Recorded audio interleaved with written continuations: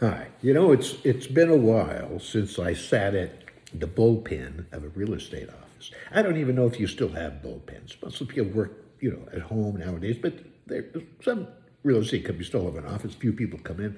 I'm not sure. I don't do it.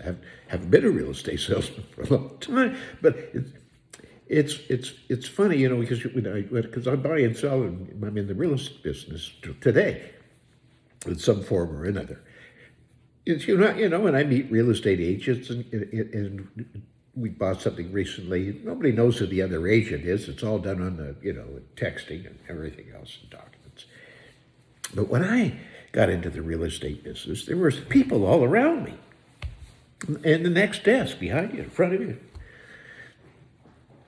And you couldn't help but interact with them. I mean, some of them became your pals and some of them not so much. But it's I find it maybe it's unfortunate because one of the things that really motivated me to be a top producer was the competition. You should notice my other video. I always wanted to be number one. Yeah, I always, there was always, you know, uh, a competition. There was an opportunity to be number one. If I had to find an opportunity to be number one, it was my focus. Like I said before, nobody wants to be. You're going to aspire to be number two, right? Hey, let me number two. No, you don't do that. You have to be number one. And so that ambition, that would pour out one way or another to the people around me. And, there's a lot of different personalities and, people who, didn't think like I did about being number one. Some of them were thinking about just feeding their family and getting by. And, others, it was a job. They were doing it. But there was always those, one or two people in there that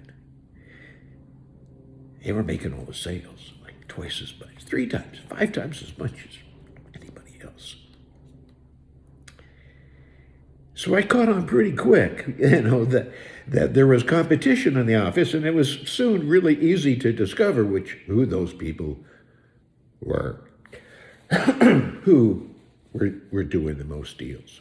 Right? Look, and we knew who they were because on Monday morning sales meetings, George, the manager, part owner, do those Monday morning meetings and write the sales and listings on the board, every Monday.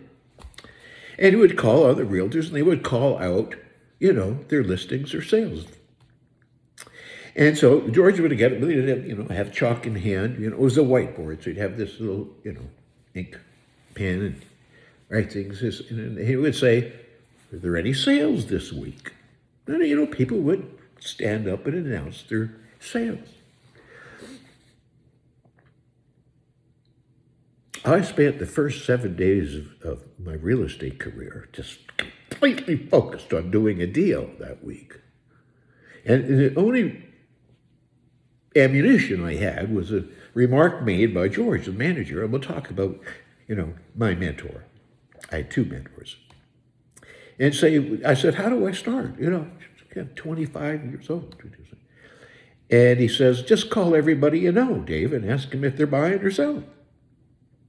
Oh, okay. This sounded like a good idea. And that's what I did. School, old ex-jobs, everybody I could think of, I called. Finally, I found a couple, fellow that I went to school with, looking for a house. Well, that Sunday night, I sold a house. My first week. And so Monday morning, I couldn't wait for that sales meeting. It was the first sales meeting, so I really wasn't aware what was going on until I noticed, So I stood up, and it was my turn. I could see what was happening. Because it was my turn, I rattled off the address and how much it sold for. And George, my mentor, said, nice, Dave. Anyone else? Like he didn't pay any attention to it. He just says, "Oh, thanks, Dave." You know, it's just to me, I thought that was a miracle. I mean, I was thinking I could sell a house a week. I started doing the math. I mean, you know, I made $750 to $2,000, $1,500 every time. I could make $50,000 in a year, once a week. All I had to do. Well, then this fellow, you know, I was telling him about, I identified, stands up, and rattles off a sale, sits back down. Anyone else? Silence in the room. Like a minute or two later, he'd stand back up again. He said, "Oh, I forgot, old chap. I sale is on Cloverly Street, 62.5's mansion of a place. The homes back then were $20,000, 30,000. He said, "Well, that was kind of an arrogant thing to do. You sit back down, wait, everybody waits on you, and then you stand up again and you call it another sale." And I was so annoyed at the fact, I went to George and said, "George, you know, this guy sold 2 houses last week. You didn't tell me I could sell 2 houses." Oh, George looked at me. Kind of didn't even look at me. Just, "I don't know how many houses you can sell, Dave." "What do you mean I can sell more than 1 house a week?" "Well, yeah, obviously. Morris can do it. Why can't you?" That's what I thought. So I called more people. I called the people that called me, that I called and asked them if they knew anybody I should call. And next Monday, I sold 2 houses. But Morris stands up, and he sold 3 houses. I went up to George. I said, "George, you didn't tell me I could sell 3 houses a week." He said, "I don't know how many houses you can sell." "Really? You can sell 3? Well, clearly, Morris can sell 3 houses a week. Why can't I?" Until about the 5th week. And I had ammunition this, because he would just sit down, wait for the silence. He would do it every time. It was so annoying.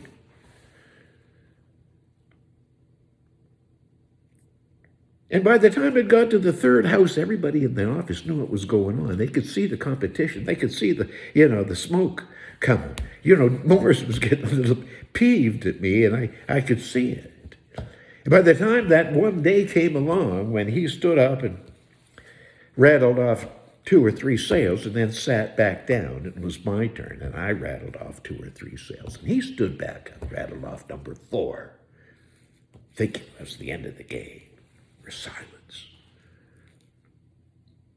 I stood up, rattled off number 5. Well, it crushed him. You could see the sweating coming down. He was turning red.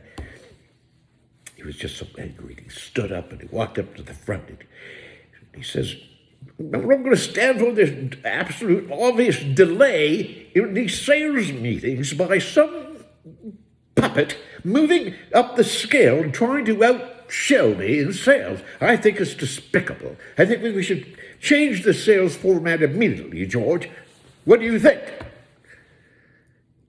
And George says, "Morris, I think you should sit down."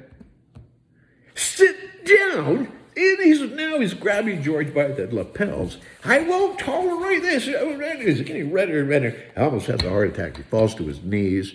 He almost crawls back to his desk.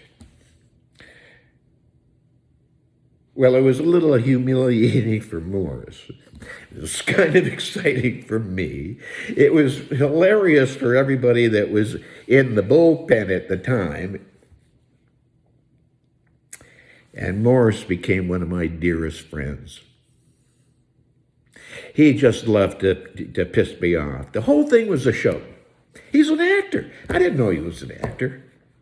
He was an actor back in Joliet, and he did this just to pump me up. We holidayed together. His wife was wonderful. Our wives were, friends. It was just a marvelous education.